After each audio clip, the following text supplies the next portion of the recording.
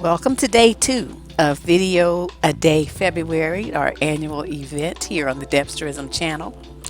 Today, we're going to talk about the issue of husband privileges to men that you are not married to. This is something that I have frequently admonished women about, and here we have a real life example of it that this woman is way too old to be getting caught up in this bull.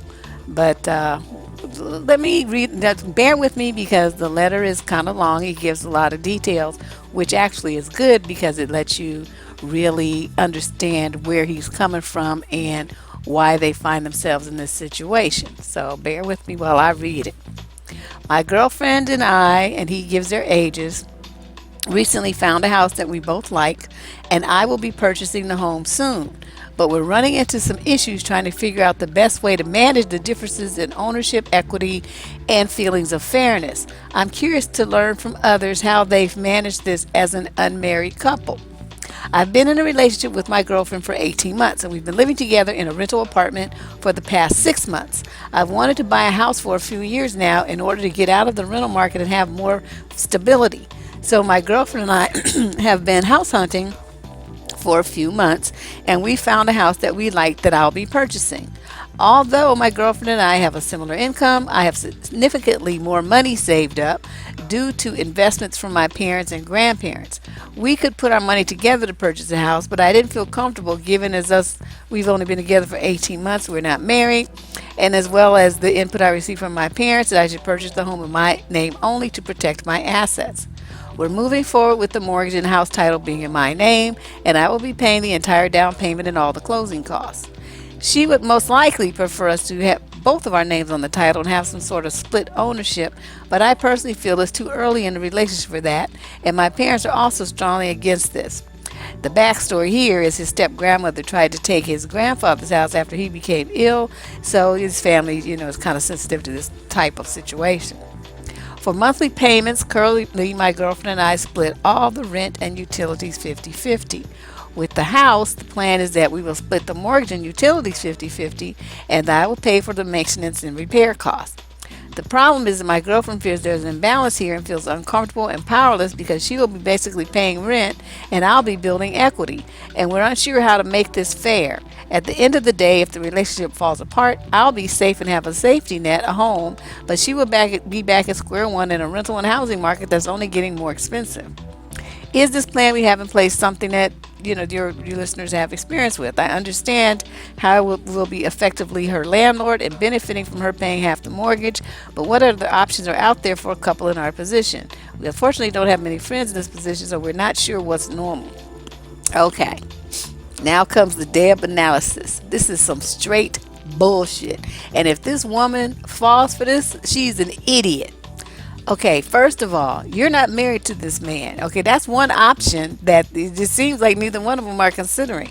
Get married. Then that eliminates all of these problems, okay? But if he doesn't want to do that because they've only been together for 18 months and his family is kind of, leery about the whole thing, which I understand, then the agreement should be that it's your house, is your bill, is your name's on the title, your name is on the insurance policy. That means that the mortgage is your responsibility. That means I'm not paying you shit. I'm not paying 50-50 of nothing that has to do with that house. And that's what she needs to tell him. If I were not here, you would be paying 100% of it. So guess what you're going to do now? It's your house, you're going to pay for it. You're going to pay for all of it. I'm not going to pay for anything that I'm not eating, drinking, or can't take with me when I leave. And that's my rule. It's like if it's your stuff, then that's the rule. She should be buying like groceries maybe. She should buy the groceries. She might want to get some new linens or some artwork for a wall or something like that, some lamps or whatnot, little whatnots and knickknacks and whatnot, all that kind of stuff that makes the house look like a home. She might want to get some, I don't know, do something in the garden, put some planted pots out there or something like that. But whatever she does, whatever she purchases should be something that she can take with her if the relationship ends, because anything that becomes affixed to that property, or any investment, any money that she spends on that house, goes to him. That's the way it is. It's like if you do something, you do improvements to your rental property, even, with your landlord's permission, of course.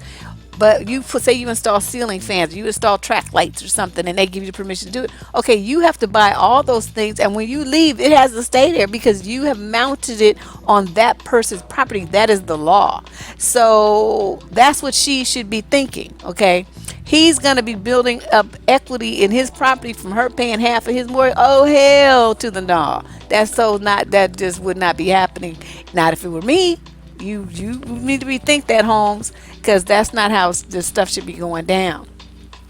Now, like I said, I don't know, they seem to be pretty mature adults, evidently professionals and making good money. I don't know what it is that they're necessarily waiting for. If they, want to be together on this kind of level, then get married. What is the problem here?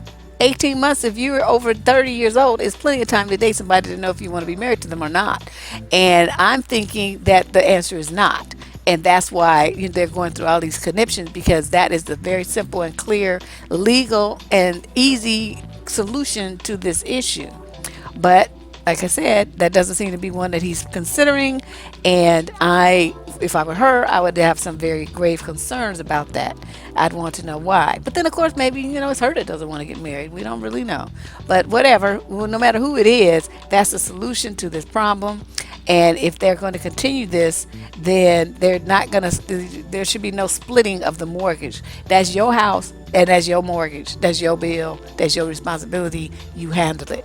Because, if she decides not to move into the house with him, he's going to be paying it all by himself then. So pay it now. That's my solution to this.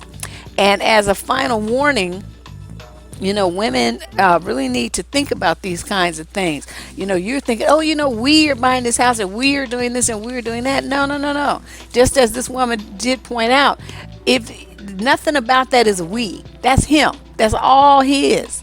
And if it's the other way around, like if you have a home or you already had it, or you buy it or whatever, when you're with the dude, don't be stupid. Don't put his name on your deed. Don't put his name on any of your bank accounts. Don't put his name on any of your credit cards. Don't put his name on any insurance policies. He's not going to be a beneficiary, because then your mind will end up missing and dead, and he'll be collecting money because you were stupid.